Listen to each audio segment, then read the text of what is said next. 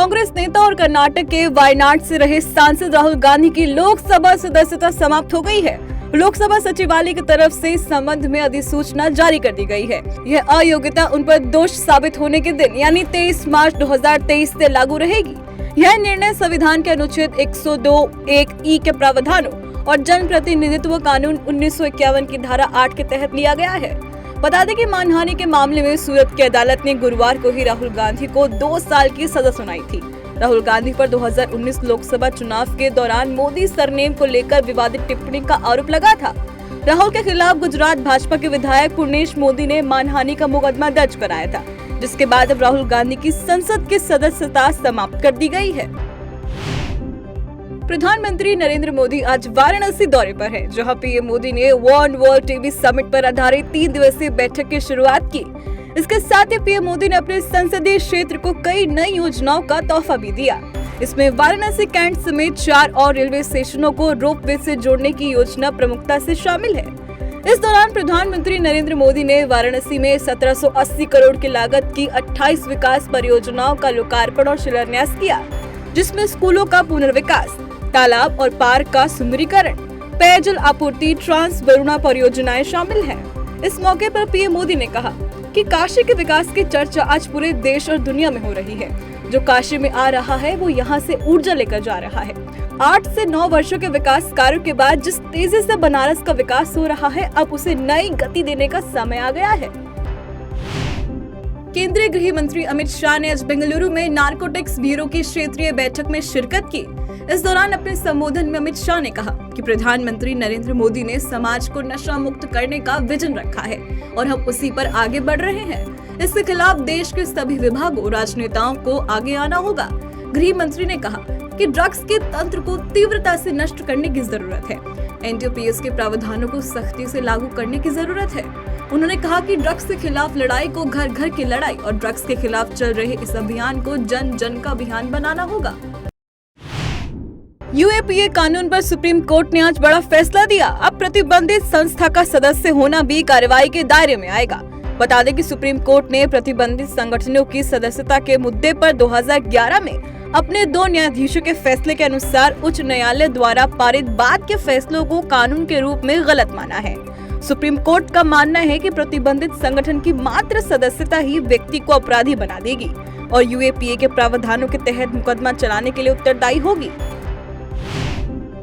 Britain की संसद के निचले सदन हाउस ऑफ कॉमन्स में 23 मार्च को लंदन स्थित भारतीय उच्चायोग में खालिस्तान समर्थकों की तरफ से की गई तोड़फोड़ का मुद्दा उठा। इस दौरान ब्रिटिश सांसदों ने खालिस्तानी चरमपंथियों के खिलाफ कठोर कार्रवाई करने और भारतीय राजनयिकों की सुरक्षा सुनिश्चित करने की मांग की। कंजर्वेटिव पार्टी के सदस्य बॉब ब्लैकमैन ने हिंसा में शामिल संगठनों पर प्रतिबंध लगाने के उपायों पर संसद में चर्चा करने की मांग की। तो वही कैबिनेट मंत्री पेनी मॉर्डॉन्ट ने कहा कि हम लंदन में भारतीय उच्चायोग के बाहर हुई तोड़फोड़ और हिंसक कृत्यों की कड़ी निंदा करते हैं और उच्चायोग के आसपास सुरक्षा को लेकर मेट्रोपॉलिटन पुलिस के साथ काम किया जा रहा है और कर्मचारियों की सुरक्षा सुनिश्चित करने के लिए हर संभव बदलाव किया जाएगा ताकि वे इस देश और भारत दोनों की सेवा करते हुए सुरक्षित जीवन व्यतीत कर सके। दिल्ली की राउज एवेन्यू कोर्ट ने सीबीआई द्वारा दर्ज आबकारी नीति के एक मामले में पूर्व उप मुख्यमंत्री मनीष सिसोदिया की जमानत याचिका पर फैसला सुरक्षित रखा है। राउज एवेन्यू कोर्ट के स्पेशल जज एम.के. नागपाल की कोर्ट मनीष सिसोदिया की जमानत याचिका पर 31 मार्च को फैसला सुनाएगी। सीबीआई ने इस मामले में अपनी दलील के संबंध में एक संक्षिप्त जवाब सौंपा, जिसके बाद अदालत ने आदेश सुरक्षित रख लिया है। बता दें कि आबकारी नीति में भ्रष्टाचार के संबंध में 26 फरवरी को सिसोदिया को गिरफ्तार किया गया था। केंद्रीय गृह मंत्रालय ने 19 मार्च को लंदन में भारतीय दूतावास के बाहर प्रदर्शन और देश के झंडे का अपमान करने वालों के खिलाफ बड़ा एक्शन लिया है। दिल्ली पुलिस के स्पेशल सेल ने गृह मंत्रालय के आदेश पर लंदन दूतावास में प्रदर्शन करने वाले खालिस्तान समर्थकों पर मुकदमा दर्ज किया है। इन खालिस्तान समर्थकों के खिलाफ यूएपीए और पीडीपीपी एक्ट के तहत मामला दर्ज कर जांच शुरू कर दी है। पुलिस ऐसे लोगों की पहचान में जुटी है जो भारत के नागरिक हैं और विदेशों में रहकर देश विरोधी गतिविधियों में लिप्त है। कांग्रेस नेता राहुल गांधी को सूरत कोर्ट की ओर से सजा सुनाए जाने के बाद सत्ता पक्ष और विपक्ष की ओर से इस फैसले पर लगातार प्रतिक्रियाएं आ रही हैं। भारतीय जनता पार्टी के राष्ट्रीय अध्यक्ष जेपी नड्डा ने एक बार फिर राहुल गांधी पर निशाना साधते हुए कई ट्वीट किए और कहा कि कांग्रेस नेता ने अपने अहंकार के आगे ओबीसी समाज की भावनाओं को आहत किया। उनकी समझ बहुत छोटी है। यह ओबीसी समाज राहुल से इस अपमान का बदला लेगा। तो वहीं राहुल की सजा के बाद कांग्रेस के मार्च निकालने और विरोध प्रदर्शन पर केंद्रीय मंत्री भूपेंद्र यादव ने कुछ सवाल पूछे हैं। भूपेंद्र यादव ने कहा, कांग्रेस राहुल की सजा पर मार्च निकालने जा रही है। मैं यह जानना चाहता हूं कि वो यह मार्च क्यों निकालना चाह रहे हैं। क्या वह यह मार्च इसलिए निकालने जा रहे हैं कि उनको ओबीसी समाज को अपमानित करने का अधिकार है। भारत ने संयुक्त राष्ट्र में एक बार फिर पाकिस्तान को जमकर लताड़ लगाई है। मानवाधिकार परिषद के 52वें सत्र में भारत के उच्च सचिव डॉक्टर PR तुलसीदास ने कहा कि दुनिया को उस पाकिस्तान से लोकतंत्र और मानवाधिकार पर सीखने की जरूरत नहीं है, जो आतंकवाद और हिंसा का सबसे बड़ा निर्यातक है और इसमें उसके योगदान की कोई बराबरी नहीं कर सकता। जहां आतंकवादी फलते फूलते हैं और सड़कों पर बेखौफ घूमते हैं। इसके साथ ही तुलसीदास ने पाकिस्तान से भारत के खिलाफ फर्जी एजेंडा चलाने और सांप्रदायिक सौहार्द को बिगाड़ने की कोशिशों की जगह अपने देश में अल्पसंख्यक समुदाय की सुरक्षा से जुड़ी चिंता करने को कहा। केंद्रीय सड़क परिवहन और राजमार्ग मंत्री नितिन गडकरी ने रांची से वाराणसी इकोनॉमिक कॉरिडोर का शिलान्यास किया। इसकी विहंगम झलक रेहला बाईपास में देखते ही बनती है। इस कॉरिडोर के तहत राजधानी रांची से कुरू तक पहले ही 4 लेन सड़क का निर्माण किया जा चुका है। कुरू से उदयपुरा, भोगू, शंका, खजूरी होते हुए यूपी के विडम्बगंज तक सड़क को 4 लेन बनाने का काम जारी है। बता दें कि अगले 2 वर्ष यानी 2025 में परियोजना पूरी हो जाएगी। इसके बाद रांची से वाराणसी के बीच 10 घंटे का सफर सिमट कर 7 से 8 घंटे का हो जाएगा। इस मौके पर केंद्रीय मंत्री ने कहा कि राष्ट्रीय विकास में राज्य का योगदान बहुत अधिक है। यह देश को कोयले और लोहे की आपूर्ति करता है। यदि निवेश किया जाता है तो रोजगार के अवसर पैदा होंगे, जो बदले में गरीबी को भी कम करेगा।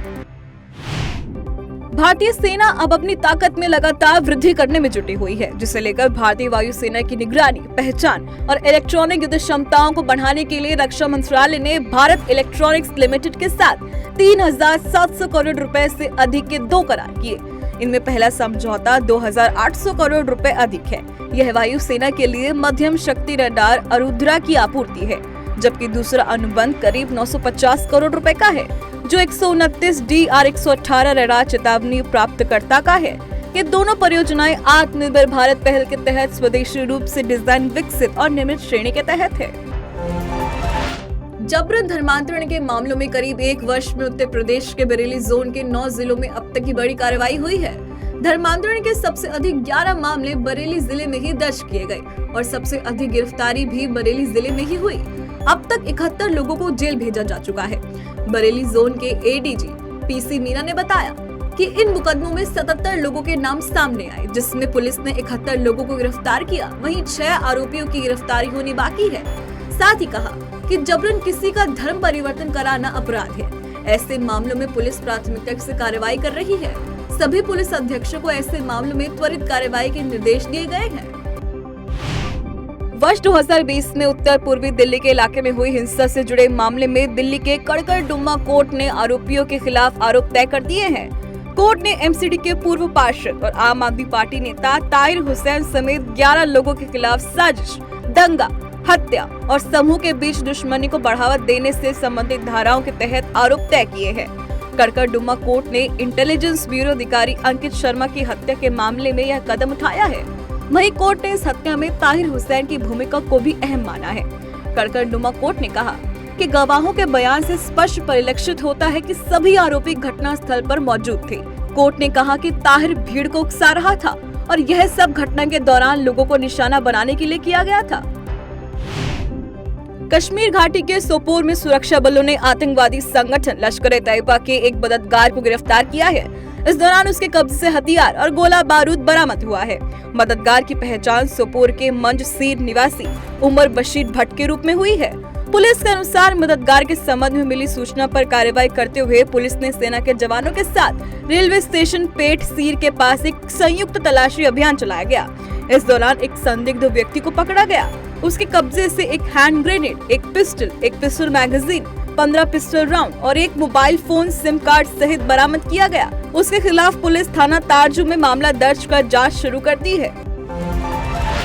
भारत पर्याप्त कच्चे माल और एक बड़े कार्यबल के साथ वैश्विक रेडीमेड गारमेंट्स बाजार में अपना एकाधिपत्य जमाने को तैयार है। रेटिंग एजेंसी केयरेज ने एक रिपोर्ट में कहा कि भारतीय रेडीमेड कपड़ों का निर्यात 2027 तक 30 बिलियन अमेरिकी डॉलर के स्तर को पार करने की उम्मीद है। विश्व निर्यात में भारत की 5% की हिस्सेदारी है। फाइबर से फैब्रिक तक सूती कपड़ा मूल्य श्रृंखला में भारत की उपस्थिति बेहतर है। बता दें कि केंद्र सरकार द्वारा दिए गए 5F फॉर्मूले से भारत में कपड़ा क्षेत्र को दुगना करने और निर्यात को 3 गुना करने में मदद करेगा। 2 वर्ष पहले तक टेक्सटाइल सेक्टर का निर्यात 33 बिलियन डॉलर तक था, जिसे अब 2030 तक 100 अरब डॉलर तक करने का लक्ष्य रखा गया है। भारत की निखत जरीन लवलीना बोरगोहाइन, स्वीटी बुरा और नीतू घंगास महिला विश्व कप मुक्केबाजी चैंपियनशिप के फाइनल में पहुंच गई हैं। दिल्ली में सेमीफाइनल में 50 किलोग्राम वर्ग में निखत ने कोलंबिया की इंग्रिड वेलेंसिया को और 75 किलोग्राम वर्ग में लवलीना ने चीन की ली कियान को हराया। नीतू घंगास ने कजाकिस्तान की आलुवा बाल की बेकोआ को और स्वीटी बुरा ने ऑस्ट्रेलिया की सुई ग्रीनट्री को हराकर फाइनल में जगह बनाई। फाइनल में कल नीतू का मुकाबला 2022 के एशियाई मुक्केबाजी में कांस्य पदक विजेता मंगोलिया की लुत्साई खान से होगा। निखत रविवार को फाइनल में वियतनाम की गुयेन थी ताम से भिड़ेंगी। लवलीन बोरगोहाइन का मुकाबला चीन की ली कियान से होगा। 3 बार की एशियाई पदक विजेता स्वीटी ऑस्ट्रेलिया की इमा सुई ग्रीनट्री से मुकाबला करेंगी। उत्तराखंड के खिलाड़ियों को प्रोत्साहित करने के लिए खेल विभाग ने सम्मान समारोह का आयोजन किया। इस सम्मान समारोह में सीएम पुष्कर सिंह धामी ने खिलाड़ियों को खेल रत्न और प्रशिक्षकों को द्रोणाचार्य अवार्ड से पुरस्कृत किया। इस दौरान सीएम ने खिलाड़ियों और प्रशिक्षकों को नगद पुरस्कार से भी सम्मानित किया। कार्यक्रम में वर्ष 2019 से 20, 2020 से 21 एवं 2021 से 22 तक के देवभूमि उत्तराखंड खेल रत्न पुरस्कार, देवभूमि उत्तराखंड द्रोणाचार्य पुरस्कार, लाइफ टाइम अचीवमेंट पुरस्कार एवं वर्ष 2021 एवं 2022 में राष्ट्रीय प्रतियोगिताओं में पदक विजेता खिलाड़ियों एवं उनके प्रशिक्षकों को नगद पुरस्कार प्रदान किए गए। खिलाड़ियों एवं प्रशिक्षकों को 2.08 करोड़ की धनराशि वितरित की गई।